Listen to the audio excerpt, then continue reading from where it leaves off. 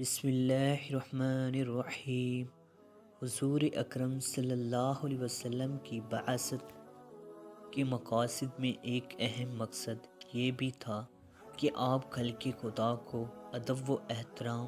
اور اخلاقی اقدار و تہذیب کی تعلیم دیں۔ چنانچہ آپ صلی اللہ علیہ وسلم نے خود ہی فرمایا، میں اخلاق کی تکمیل کے لیے بھیجا گیا ہوں، اور اللہ تبارک و تعالی نے آپ کی اس خوبی کو قرآن کریم میں اس انداز میں بیان کیا ہے: اے نبی، آپ اخلاق کے اعلیٰ مرتبے پر فائز ہیں۔ جب حضور صلی اللہ علیہ وسلم اس دار فانی سے رخصت فرما گئے تو کچھ لوگ حضرت عائشہ رضی اللہ عنہ کی خدمت میں حاضر ہو کر یہ معلوم کرنا چاہا کہ آپ کا اخلاق کیسا تھا، تو انہوں نے جواب دیا، کان خلق القرآن، یعنی جو کچھ قرآن میں بیان کیا گیا ہے وہی آپ صلی اللہ علیہ وسلم کا اخلاق تھا۔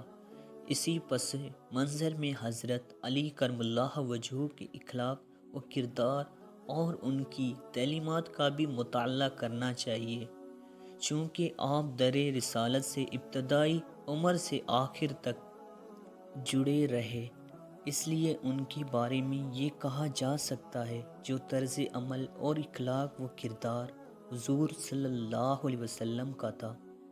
اسی کو حضرت علی نے اپنی زندگی میں نافذ کیا۔ چنانچہ علامہ سید ابو الحسن ندوی اس نقطے پر روشنی ڈالتے ہوئے رقم طراز ہیں کہ رسول اللہ صلی اللہ علیہ وسلم سے خاندانی اور نسبی تعلق ایک عمر کی رفاقت اور روزمرہ کی زندگی کو قریب سے دیکھنے کی وجہ سے سیدنا علی کرم اللہ وجہہ کو آپ کی مزاج، استعداد، طبع سے اور ذات نبوی کی خاص صفات و کمالات سے گہری مناسبت ہو گئی تھی، جن سے اللہ تعالیٰ نے اپنے نبی برحق صلی اللہ علیہ وسلم کو نوازا تھا۔ وہ آپ کے میلان طبع اور مزاج کی رخ کو بہت باریک بینی اور چھوٹی بڑی باتوں کو، نزاکتوں کو سمجھتے تھے جن کا آپ کی رجحان پر اثر پڑتا ہے۔